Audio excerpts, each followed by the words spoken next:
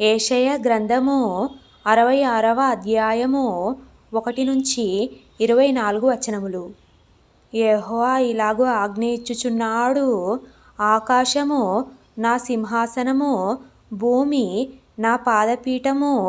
మీరు నా నిమిత్తము కట్టనుద్దేశించు ఇల్లు ఏపాటిది?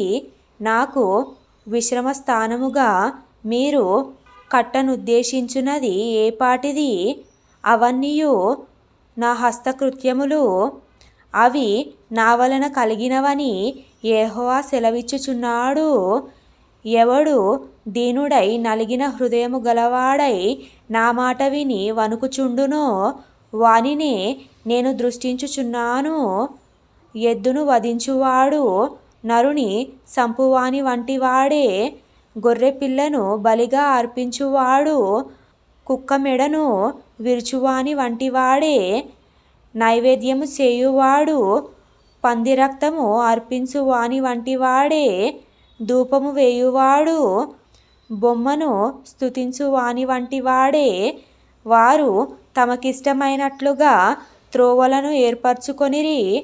వారి అసహ్యమైన పనులు తమకే ఇష్టముగా ఉన్నవి. నేను పిలిచినప్పుడు ఉత్తరమిచ్చు వాడొకడును లేకపోయెను. నేను మాటలాడినప్పుడు వినువాడొకడును లేకపోయెను. నా దృష్టికి చెడ్డదైన దాన్ని చేసిరి, నాకిష్టము కాని దాన్ని కోరుకొనిరి. కావున నేనును వారిని మోసములో ముంచుదును. వారు భయపడు వాటిని వారి మీదికి రప్పించెదను. యెహోవా వాక్యమునకు భయపడు వారలారా, ఆయన మాట వినుడి. మిమ్మును ద్వేషించుచు నా నామమును బట్టి మిమ్మును త్రోసివేయు మీ స్వజనులు మీ సంతోషము మాకు కనబడునట్లు యెహోవా మహిమ నొందునుగాక అని చెప్పుదురు. వారే సిగ్గునొందుదురు.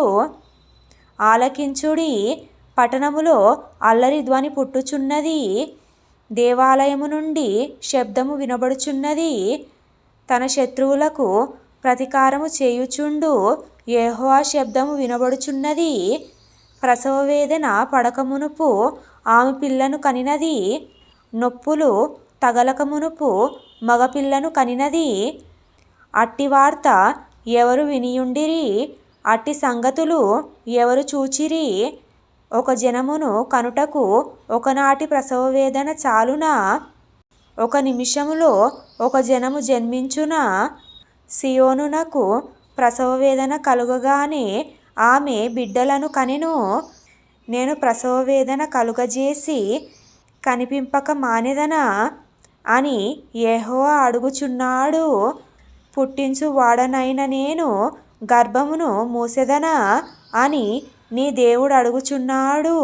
యెరూషలేమును ప్రేమించు వారలారా, మీరందరూ ఆమెతో సంతోషించుడి, ఆనందించుడి. ఆమెను బట్టి దుఃఖించు వారలారా, మీరందరూ ఆమెతో ఉత్సహించుడి. ఆదరణకరమైన ఆమె స్థానమును మీరు కుడిచి తృప్తి నొందెదరు. ఆమె మహిమాతిశయము అనుభవించుచు ఆనందించెదరు. యెహోవా ఇలాగు సెలవిచ్చుచున్నాడు, ఆలకించుడి.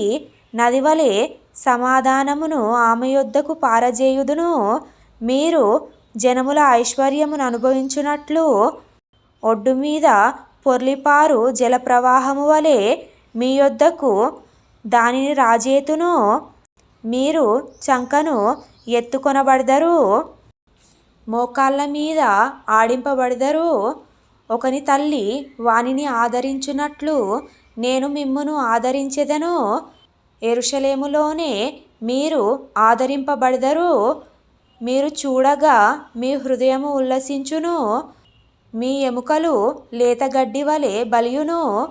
యెహోవా హస్తబలము ఆయన సేవకుల ఎడల కనుపరచబడును. ఆయన తన శత్రువుల ఎడల కోపము చూపును.